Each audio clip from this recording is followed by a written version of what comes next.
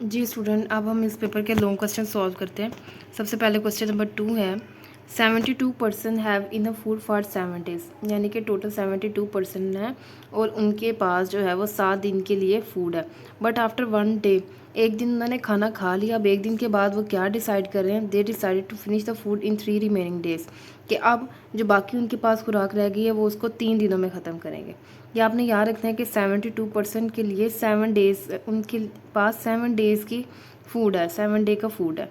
लेकिन एक दिन के बाद वो डिसाइड कर रहे हैं, तो अब जो उनके पास फूड है एक दिन के बाद वो कितने डेज़ के लिए? 6 डेज़ का। अब वो जो 6 डेज़ का फूड है वो चाह रहे हैं कि वो जो 6 दिन का खाना है वो 3 दिन में उसको ख़त्म कर लें। For it they invited more person, उसके लिए उन्होंने ज़्यादा लोग बुलाए हैं, क्योंकि वो खाने को वो जल्दी ख़त्म करना चाह रहे हैं। तो ज़्यादा लोग होंगे तो ज़ाहिर बात है वो जल्दी खा लेंगे, तो उन्होंने मोर पर्सनस को इनवाइट किया। How many person did they invite? तो उनको कितने पर्सन इनवाइट करने पड़े, ये आपने फाइंड करना है। ये देखिए, ये कंपाउंड प्रोपोर्शन का क्वेश्चन है, इसको सॉल्व करते हैं।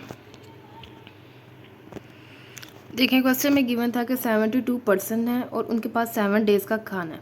अब खाने के लिए उन्होंने कोई जो है क्वांटिटी नहीं दी हुई, तो वो हम उससे बनाएंगे, क्योंकि 72% के लिए 7 डेज़ का खाना है। तो एक पर्सन के लिए एक दिन का खाना जो है वो फूड का हम 1 यूनिट उसको लेट कर लेते हैं। फूड का 1 यूनिट हम क्या लेट करते हैं? फूड का 1 यूनिट ये है कि एक पर्सन के लिए एक दिन का कितना खाना है। तो 72% के लिए 7 दिन का कितना खाना होगा? 72 × 7, टोटल फूड के यूनिट बन जाते हैं 504 यूनिट्स। इसी तरह अब उन्होंने एक दिन बाद डिसाइड किया कि उन्होंने मज़ीद पर्सन इनवाइट करने हैं। हमने बताना है कि वो कितने पर्सन इनवाइट करेंगे, तो हमने पर्सन को जो है वो एक्सेप्ट कर लिया। अब वो वही खाना कितने दिन में ख़त्म करना चाह रहे हैं? 3 दिन में। अब खाना कितना रह गया था? क्योंकि उन्होंने एक दिन खाने के बाद डिसाइड किया था, तो जो उनके पास खाना था 72% के बाद पास जो खाना था 7 दिन का, वो कितने दिन का अब रह चुका था? 6 दिन का। तो अब नया यूनिट जो है, जो फूड बाकी बच गई है, वो हमने लिखनी है। वो कितनी आएगी? 72 × 6। 6 किस वजह से लिखा? क्योंकि एक दिन बाद उन्होंने डिसाइड किया, एक दिन का खाना वो खा चुके हैं, तो वो खुराक जो है वो ख़त्म हो गई है। इसलिए अब उनके पास रिमेनिंग कितना है? 72 × 6, यानी कि 432 यूनिट्स ऑफ फूड अब उनके पास रह गए। अब देखिए, अब हमने काम क्या करना है? एरो लगाने। एरो लगाने का मेथड मैंने आपको बताया। सबसे पहले आप यहाँ पे एरो लगा लें जो अननोन क्वांटिटी है। यहाँ पे एरो कैसे लगाना है? आपने हमेशा एक्स से अपवर्ड डायरेक्शन में एरो लगाना है। जहाँ पे एक्स होगा उससे अपवर्ड डायरेक्शन में एरो लगा लें। अब हमने बाकी 2 क्वांटिटीज़ के एरो कैसे लगाने हैं कि आपने थर्ड क्वांटिटी को जो है वो कांस्टेंट लेट करके दोनों में रिलेशन फाइंड करना है। अब देखें, सबसे पहले मैं डेज़ के लिए एरो लगाना चाह रही हूँ, तो हम फूड को जो है वो कांस्टेंट लेट कर लेंगे। ठीक है, फूड को जो है वो आपने नहीं देखना, आपने इसको कांस्टेंट लेट कर लेना है। अब हम एरो लगाते हैं कि अगर 72% जो है वो खाने को 7 दिन में खा रहे हैं, ठीक है, खाना जो है वो 7 दिन में खा रहे हैं, तो कितने पर्सनस जो है वो खाना 3 दिन में खाएंगे? ठीक है, खाना हमने कांस्टेंट रखा हुआ है, खाने का यूनिट हम नहीं देख रहे। तो अगर 72% खाने को 7 दिन में खा रहे हैं, तो वही खाना 3 दिन में अब खाया जा रहा है। 3 दिन में कब खाया जाएगा? जब आपके पर्सनस जो हैं वो ज़्यादा हो गए। ठीक है, तो इसका मतलब है पर्सनस के ज़्यादा होने से खाने के जो डेज़ हैं वो क्या हो रहे हैं? कम हो रहे हैं। तो एक चीज़ के ज़्यादा होने से दूसरी क्वांटिटी जब कम होती है, तो उसके एरो जो है वो हमने ऑपोजिट डायरेक्शन में लगाना है। क्योंकि ये जो पर्सन वाला एरो है, ये मैंने आपको बताया हमेशा आपने एक्स से अपवर्ड डायरेक्शन में लगाना है। ये हम लगा चुके हैं, तो इसका एरो हम डाउनवर्ड डायरेक्शन में लगा देंगे, क्योंकि पर्सन और डेज़ का आपस में इन्वर्स रिलेशन है। अब हम पर्सन और फूड के लिए एरो ड्रा करेंगे, तो हम डेज़ को जो है वो कांस्टेंट रख लेते हैं। अब देखिए, 72% अगर 504 यूनिट्स ऑफ फूड खा रहे हैं, ठीक है, तो एक्स के लिए कितना फूड जो है वो रिक्वायर होगा? अब देखें, अगर 504 यूनिट्स ऑफ फूड जो है वो 72% खा रहे हैं, तो यहाँ पे देखें अब क्वांटिटी फूड की कम हो गई है, तो कम खाना जो है वो कम लोगों के हिस्से में आएगा। तो फूड के कम होने से पर्सनस भी क्या हो जाते हैं? कम। ठीक है, दोबारा समझ लें इस बात को। देखें, आपके पास फूड के 2 यूनिट्स हैं, 504 और 432, और यहाँ पे 72 और एक्स है। अब हमने इन दोनों के दरमियान एरो ड्रा करना है। तो अब देखें, 504 यूनिट्स ऑफ फूड हैं, ठीक है, ज़्यादा खाना है तो ज़्यादा लोग उसको खा सकते हैं। जब आपके पास यही खाना कम हो जाएगा, 432 रह गया, तो कम खाना जो है वो कम लोग खाएंगे। ठीक है, क्योंकि डे को हमने कांस्टेंट रखा हुआ है। तो फूड और पर्सन का जो है वो आपस में डायरेक्ट रिलेशन आ गया, यानी कि पर्सनस ज़्यादा खाना, फूड जो है और पर्सन्स। ज़्यादा खाना जो है वो ज़्यादा लोग खा सकते हैं, कम खाना कम लोग खाएंगे। तो ज़्यादा खाना ज़्यादा पर्सन, कम खाना कम पर्सन्स। तो इनके दरमियान जो रिलेशन है वो क्या है, डायरेक्ट है। डायरेक्ट रिलेशन में क्या करना है कि जो साइन आपने यहाँ पर ड्रा किया हुआ है, जो एरो, वही एरो जो है वो फूड का आ जाएगा। ठीक है, डायरेक्ट रिलेशन में एरो की डायरेक्शन सेम रखनी है, इन्वर्स रिलेशन में एरो जो है वो अपोजिट कर देना है। तो अब ये तीनों एरो जो है वो हमने ड्रा कर लिए। अब हमने जो है वो अपनी इक्वेशन बनानी है। वो कैसे बनाते हैं कि एरो जहाँ से स्टार्ट है उसको आपने बटे के ऊपर लिखना है, और एरो जहाँ पे एंड हो रहा है उस क्वांटिटी को हमने बटे के नीचे रखना है। तो इसी तरीके से हम यहाँ पे करते हैं x और 72, x से एरो स्टार्ट है तो ये आ जाएगा x डिवाइडेड बाय 72। उसके बाद आपने लगाना है इक्वल। अब ये दोनों क्वांटिटीज़ लिखनी है। एरो यहाँ पे डेज का कहाँ से स्टार्ट है, 7 से, तो 7 को ऊपर रखना है और ख़त्म कहाँ पे हो रहा है, 3 पे, डिवाइडेड बाय 3 करना है। अब इस केस में एरो स्टार्ट हो रहा है 432 से, तो मल्टीप्लाई करना है 432 और डिवाइड में किसको रखना है, जहाँ पे एरो ख़त्म हो रहा है 504 डिवाइडेड बाय 504। अब इन क्वांटिटीज़ को आपने सॉल्व कर लेना है। सॉल्व कैसे करना है, एक्स को मैं इस साइड पे रहने देती हूँ और ये जो बटे के नीचे 72 है ये उधर जाके मल्टीप्लाई हो जाएगा 72। अब आपके पास ये इक्वेशन बन जाएगी। इसे आप कैलकुलेटर पे डायरेक्ट जो है वो मल्टीप्लाई और डिवाइड करवा सकते हैं। कैलकुलेटर पे पहले आपने ऊपर वाली तीनों क्वांटिटीज़ को मल्टीप्लाई करवाना है, 7 मल्टीप्लाई 432 मल्टीप्लाई 72। इसका जो आंसर आएगा, फिर आपने नीचे वाली क्वांटिटी को पहले मल्टीप्लाई करवा लेना, फिर आपने कैलकुलेटर पे इन दोनों क्वांटिटीज़ को मल्टीप्लाई करवाना है। इसका जो आंसर आएगा और इसका जो आंसर आएगा, इन दोनों आंसर को आपस में डिवाइड करवा लें। आपके पास x का आंसर क्या आ जाएगा, 144। ठीक है, तो ये x की वैल्यू हमारे पास आ गई है 144। ये x 144 हमारे पास क्या आया है, ये उतने पर्सन हैं जो हम बाकी बची हुई फूड को 3 दिनों में ख़त्म करेंगे। ठीक है, x इज़ इक्वल टू 144 क्या है, ये वो पर्सन है जो रिमेनिंग फूड को 3 दिनों में ख़त्म कर रहे हैं। लेकिन क्वेश्चन में आपसे क्या पूछा गया था, क्वेश्चन में पूछा गया था how many persons did they invite किया, उन्होंने बाहर से और कितने लोगों को इनवाइट किया। तो ये 144 में वो भी लोग हैं जो पहले से ही मौजूद थे। ठीक है, 144 क्या है, जो पर्सनस पहले से मौजूद थे वो कितने थे, 72, और जो नए इनवाइट किए हैं वाई, वो आपने फाइंड करने हैं। तो जो नए इनवाइट किए हैं उनको फाइंड करने के लिए आपने क्या करना है, 144 में से ये 72 माइनस कर देना है। आपके पास दोबारा से क्या आ जाएगा, 72।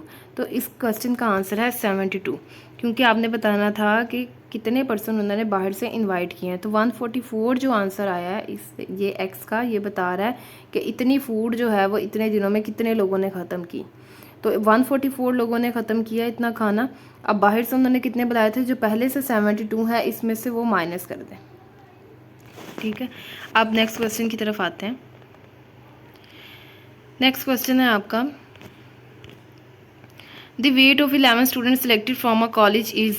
ठीक है, आपको 11 स्टूडेंट्स का जो है वो वेट गिवन है, ये सारी क्वांटिटीज़। उसके बाद आपने क्या फाइंड करना है, find median, mean and mode. आपने मीन, मीडियम, मोड जो है वो फाइंड करना है। देखें, ये अनग्रुप डाटा, डिस्क्रीट डाटा है।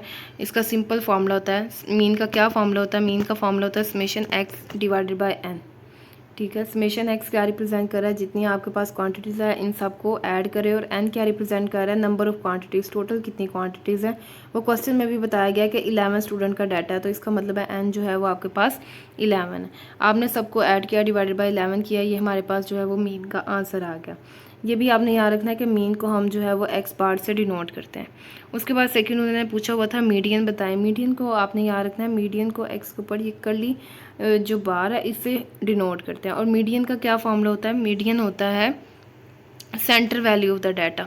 सेंटर वैल्यू निकालने के लिए सबसे पहले आपने डाटा को असेंडिंग या डिसेंडिंग ऑर्डर में अरेंज करना है। मैंने यहाँ असेंडिंग ऑर्डर में अरेंज किया हुआ है, छोटी से बड़ी वैल्यू में।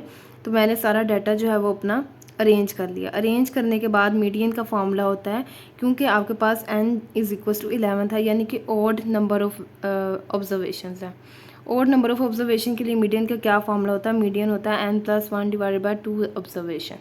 ऑड के लिए, इवन के लिए फॉर्मूला होता है कि आपने सेंटर वाली दोनों टर्म्स का अरिथमेटिक मीन लेना होता है।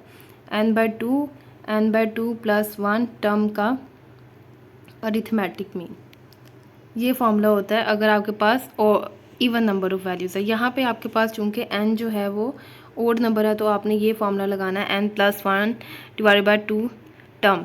तो यहाँ पे n हमारे पास क्या है 11, 11 + 1 डिवाइडेड बाई 2 ये आ जाता है 12 डिवाइडेड बाई 2, 12 डिवाइडेड बाई 2 क्या आता है 6 टर्म। तो आपने यहाँ से काउंट कर लेना है 6 टर्म कौन सी है 1 2 3 4 5 6। तो आपकी 6 टर्म जो है वो क्या है 56। तो इस तरह आपके पास मीडियन आ गया। अब आपने फाइंड करना है मोड। मोड क्या होता है, मोड होता है most frequent value of the data, यानी कि आपके डाटा के अंदर सबसे ज़्यादा रिपीट होने वाली क्वांटिटी कौन सी है। तो देखें यहाँ से इसको देख लेते हैं, क्योंकि हमने यहाँ पे डाटा को अरेंज करके लिखा हुआ है।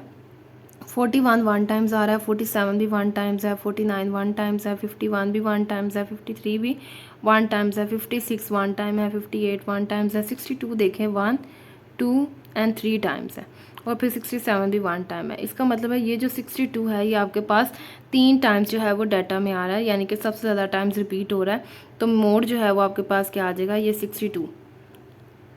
ठीक है, तो मीन मीडियन मोड जो है वो इस तरह हमने फाइंड कर लिया। आगे देखें क्वेश्चन नंबर 3 है इसका 4। क्वेश्चन नंबर 4 है 2 coins are tossed twice each.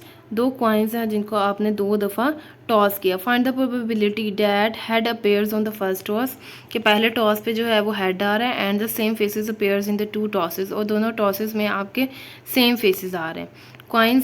Coin आपको याद होगा कि कॉइन की क्या टॉस होते हैं, कॉइन पे या तो हेड आता है या टेल आता है। अब 2 कॉइन्स है, दोनों को आप 2-2 दफ़ा टॉस कर रहे हैं। तो मैंने फर्स्ट कॉइन के लिए सैम्पल स्पेस लिख ली। पहला कॉइन जो है वो पहली दफ़ा टॉस किया head head head tail tail head tail tail. ये हेड हेड क्या शो कर रहा है, जब कॉइन को आपने पहली दफ़ा टॉस किया फिर पहले ही कॉइन को आपने दूसरी दफ़ा टॉस किया। यहाँ पे ये जो पहली दफ़ा टॉस किया फिर दूसरी दफ़ा टॉस किया, पहली दफ़ा दूसरी दफ़ा पहली दफ़ा दूसरी दफ़ा। इसी तरह सेकंड कॉइन के लिए भी यही सैम्पल स्पेस बनेगी। अब इवेंट ए क्या है, head appears on the first toss, के पहले टॉस में आपके पास हेड आ रहा है।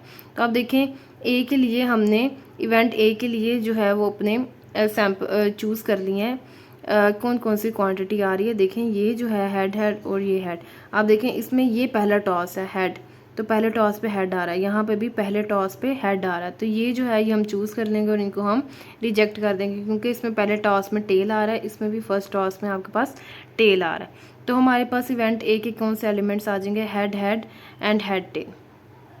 ठीक है, उसके बाद इवेंट बी क्या गिवन है, इवेंट बी के मतलब same faces appears on 2 tosses, कि जब आप कॉइन्स को 2 दफ़ा टॉस कर रहे हैं तो दोनों टॉसेस में सेम फेसेस आ रहे हों।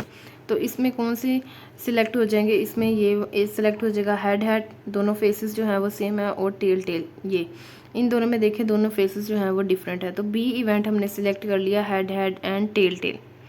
उसके बाद आपने इन दोनों इवेंट्स की प्रोबेबिलिटी बतानी है। तो मैंने आपको बताया था कि अगर आपके पास एंड का वर्ड यूज़ हुआ, ठीक है, जैसे क्वेश्चन में देखें एंड वर्ड यूज़ किया हुआ उन्होंने, ये find the probability that head appears on the first toss and the same faces appear on the second toss. तो एंड जब आता है तो हम इंटरसेक्शन वाला फॉर्मूला लगाते हैं। तो आपने कौन सा फॉर्मूला लगाना है, probability of A intersection B. Probability of A intersection B का क्या फॉर्मूला है, probability of A multiply probability of B. तो ये वाला फॉर्मूला जो है ये हम यहाँ पे यूज़ करते हैं, probability of A multiply probability of E B. Probability of A क्या होगी, प्रोबेबिलिटी क्या होती है, number of elements in the event and divided by number of elements in the sample space. तो यहाँ पे कितने हैं 2 डिवाइडेड बाय 4। इसी तरह प्रोबेबिलिटी ऑफ बी क्या हम फाइंड करेंगे 2 डिवाइडेड बाय 4। ये दोनों जो है यहाँ पे हमने probability of A probability of B को जो है वो मल्टीप्लाई करवा लिया। तो 2 मल्टीप्लाई 2 क्या आ जाएगा ऊपर 4, एंड 4 मल्टीप्लाई 4 क्या आ जाएगा 16। तो ये आपके पास बन गया 4/16। 4/16 की आप कटिंग कर दें, 4/16 क्या आ जाएगा 4 1 ज़ार 4 4 4 ज़ार 16। तो आपका आंसर आ जाएगा इसका 1/4। तो इसकी प्रोबेबिलिटी क्या आ गई है 1/4।